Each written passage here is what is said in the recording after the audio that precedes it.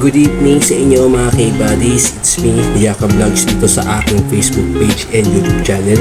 So today is July 28, 2024. So ngayon ay gabi na. So Sunday ngayon. So dito ako ngayon para pakita ko lang sa inyo ng gagawin ko. At that's what you call the Ipon Challenge. So karamihan sa atin mga kababayan natin na mga gumagawa ng ganitong content na pag-iipon, syempre may purpose yan mga kabady. At syempre sa hirap ng buhay ngayon, ang hirap talaga na makakuha ng ganitong klaseng mga gastos, yung mga dapat nating bilhin. Syempre minsan hindi mo talaga makontrol sa pag-iipon ng pera talaga. So need talaga ang pera mga kabady. So as long as na makukuha mo yung pag-control mo sa pera, kailangan maging kalmado ka lang mga kabady. So yun ang pinaka-importante. Maging control sa paggamit ng pera. Alam mo yung maliit, alam mo yung malaki.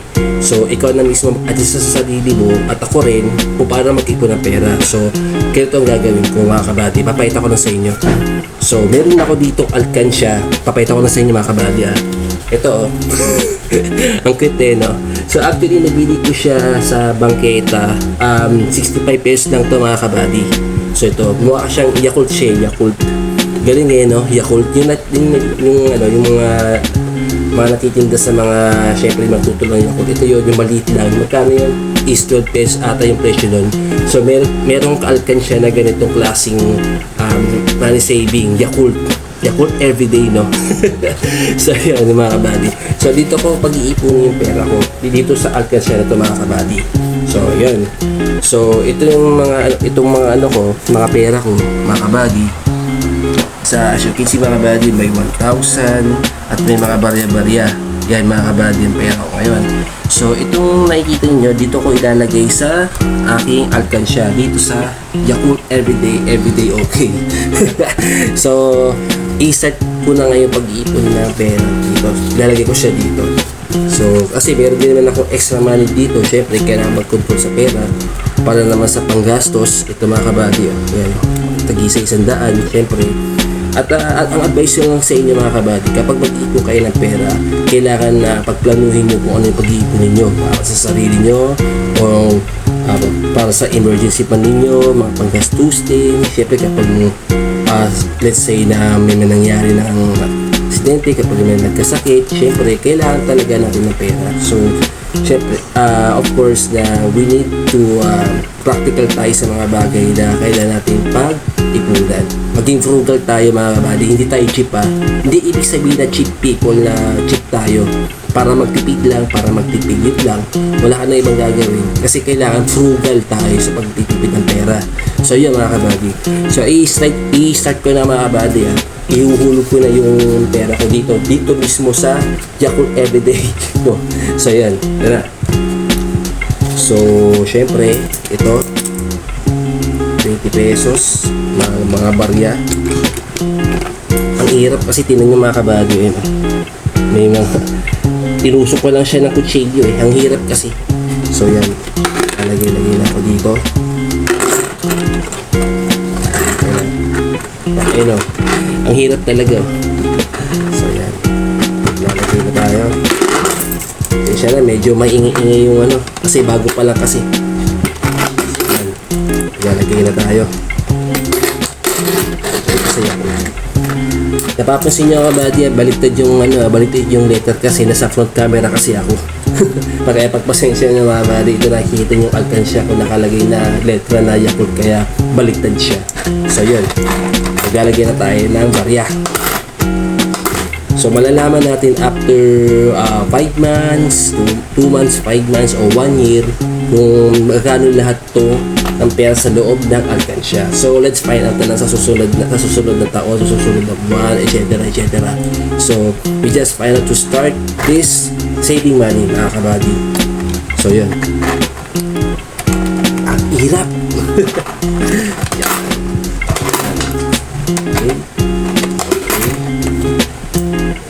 Okay. Hirap talaga kapag iipon talaga, kailangan talaga maging disiplinado ka talaga pagdating sa pera talaga. iwasan mo yung gastos, kailangan mo talaga magpigil. Pag may nakita ka ng mga klaseng mga gadget, mga damit, o mga pagkain, bili agad. Huwag ka na mga kabady. Kailangan isipin mo muna na mura kung anong kayang bilhin. Yun lang mga kabady, ipapayo ko sa inyo. So ito. Okay. So finally, andito na yung mga barya. So maglalagay na ako ng 3,000 pesos. Lalagay na ako. So hindi ko na muna siya titiptupin. So mga ganito lang. Lalagay tayo dito. First money back here. Hirap.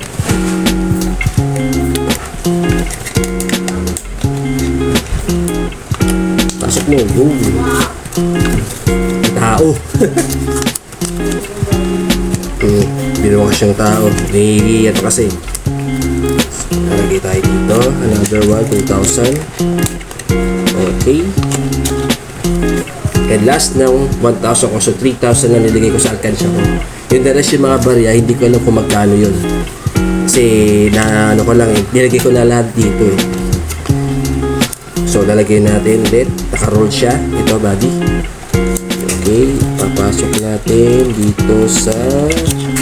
Uy, duman yung tita ko. Dito sa may bandang loob. Dumaan yung tita ko sa likuran ko. Kasi galing sa diyan yung kwarto kasi namin eh. So yan. Okay. So ang laman nito mga kabady is 3,000. I don't think is 3,100 etc etc. I don't know kung ilan yun. So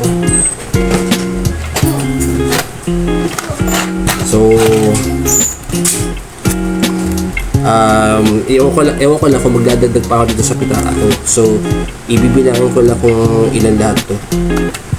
Kasi nagbabudget kasi ako eh. Kasi minsan yung sa trabaho kasi mababang sahod, minsan mga ilang araw lang ako pumapasok, ganyan, minsan walang OT, minsan kaka-OT. So ito, medyo lang kasi ako na na iniisip na panggas talaga. Sobra talaga hindi maiwasan talaga o lumas mga kabady. So ito, nagpipilit na talaga mag-ipon para sa purpose kong plano sa buhay ko, yung mga kabady. So maglalagay lang tayo ng mga 100. So let's say na 200 maglagay tayo. So lalagay ulit tayo 200 dito. Okay, another one.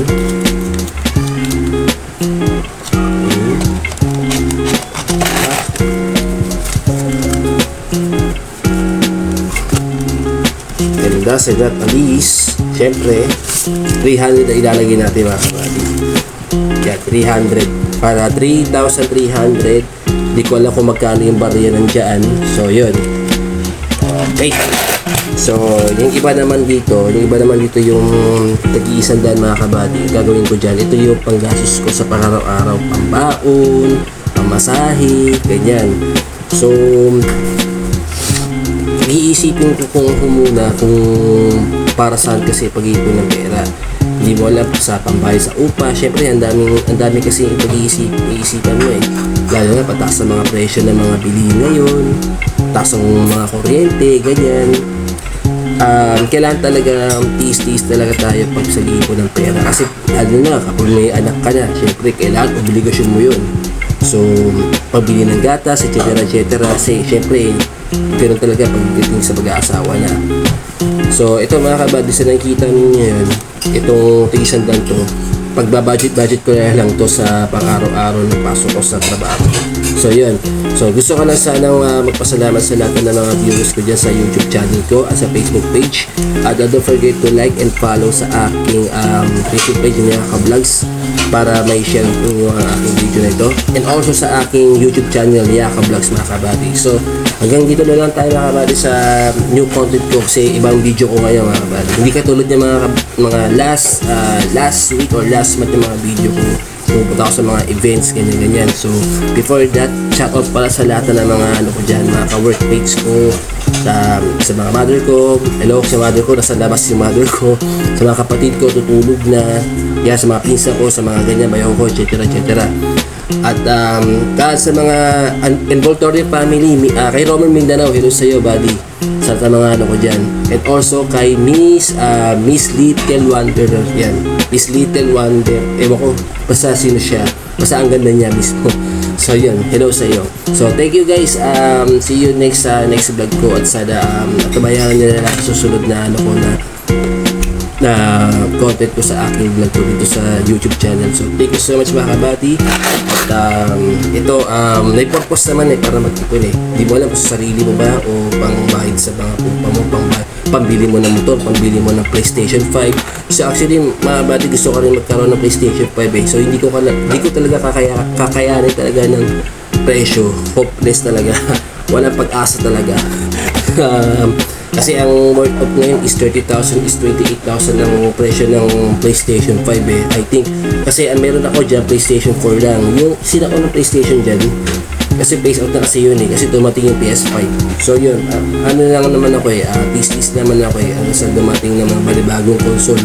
Hindi nyo alam, may PlayStation 6, pero di sa ngayon wala pa inaano si PlayStation So yun, kahit ano mo muna, kahit mga Dota or Mobile Legends lang tayo, ganyan. So, ang nga pala guys, sa Valorant ko, hindi na kasi ako naglalaro ng Valorant kasi bihirang-bihira na. Naglalaro ko ngayon mga Inhumulator, mga Resident Evil, mga PS1 na laro, alam niyo mga kabady, ganun mga nilalaro ko. Sa ML din, ano ako doon, tank user ako, minsan nagpo-port din. Ganyan. So yun mga kabady, ang hapa ng sinabi ko. So, ito na, today is July 28, 2024. So, start ko sa paghulos dito sa Alcansya nito. So, hindi ko alam sa next month o after 2 months and after 1 year. So, magkano lahat ng naipon dito sa loob ng Alcansya ko. So, yun mga kabady. So, thank you ulit. See you guys sa next vlog ko. So, thank you very much mga kabady. And advance, Merry Christmas sa inyo kasi magbe-bermat na ilang buwan na lang. So, yun. So, thank you so much mga kabady and good evening sa inyo lahat. Bye-bye!